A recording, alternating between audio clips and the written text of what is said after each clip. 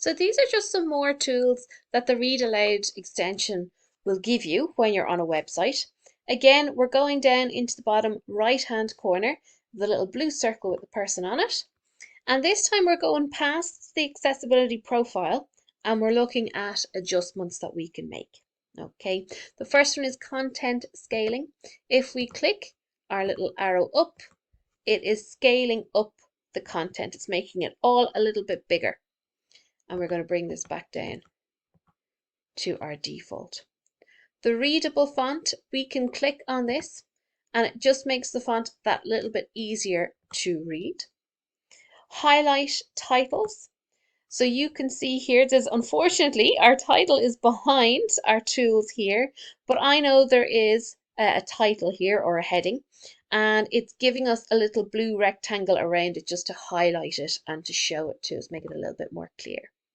Highlight links. If there is a link or a tab that will bring you to another website, again, it's giving us this little rectangle around it to show us that this is a link. It's making it very clear. Text magnifier, once you switch it on, it doesn't look like much has changed, but if you come out and you hold your cursor on the section itself, once you click on it, it will show you that section much more magnified.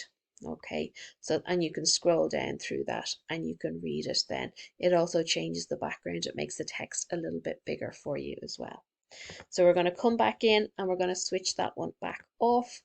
Adjust font sizing. We can bring our text up a little bit, make it bigger and make it smaller then again as well. Adjust the line height. If we want more space in between the lines, we can use this and we can bring it back down again.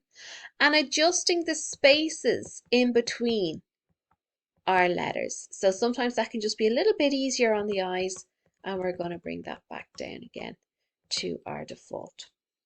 Over here we have our alignment tools, so we can bring our text into the center. You can see now our title or our heading has popped into the center over here. The default is for it to be aligned to the left, but you can also opt for it to go over to the right here as well. Sometimes it is a little bit easier to see things on the right hand side depending on the person. So I'm going to leave that aligned to the right for the moment, and we're going to look at some of our color adjustments. So dark contrast, we have a black background with a white text. Light contrast, there's not as much of a contrast there, or high contrast. We can see our pictures are much more pronounced there as well. We're looking at the colors. At the moment we have our text is in black, so we can decide we want to change that for whatever reason. Sometimes it's a little bit easier to see if it's not black on a white background.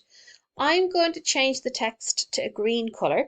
Okay, now you'll see it's changed the text, but it hasn't changed the heading or the title, because we have down here adjust title colors. So I'm going to go for a high contrast color, which would be red. So the red sticks out from the green, and that lets me know that these are my titles.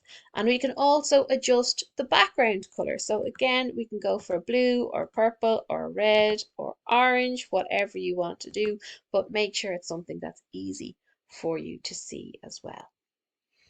We can also mute sounds. So if we don't want sudden sounds coming, as we're scrolling down a web page and a video appears, we don't want that to jump out at us. So we can mute all sounds.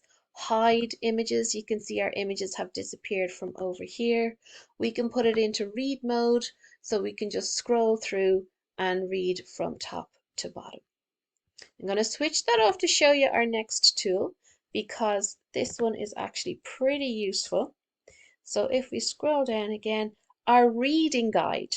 So if you're struggling with sight or learning to read, this is just like a ruler or a pen or a finger you might hold underneath. You can actually move this along as you are reading the text itself. So that can be pretty handy. Useful links. So you can select an option with this. This is giving you a list of the links in the website itself, okay? So rather than having to read through everything, it will give you that list right there. Stop animations, that's very straightforward. The reading mask. Instead of reading guide, you might want to use this. We saw this in one of our profiles earlier on. Again, it just focuses on a couple of lines at a time. You can move your cursor up and down just to see that. We have highlight and hover. So if we hover our cursor over the text, it puts a little colored box around it. Again, that can be very useful. So we're going to have a little look at our last couple of tools here. We have a big black cursor. So if you have a white background or a light colored background, you want to make your cursor a little bit bigger so you can actually see what you're going to click on. That can be really useful. Again, they're like on-off switches. If I click on this again, it will switch them off.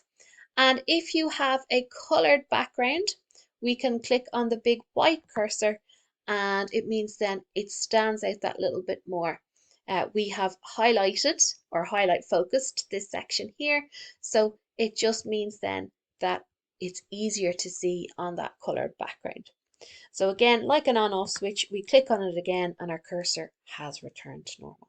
So these are some of the adjustments that we can make using the Read Aloud extension in Google Chrome.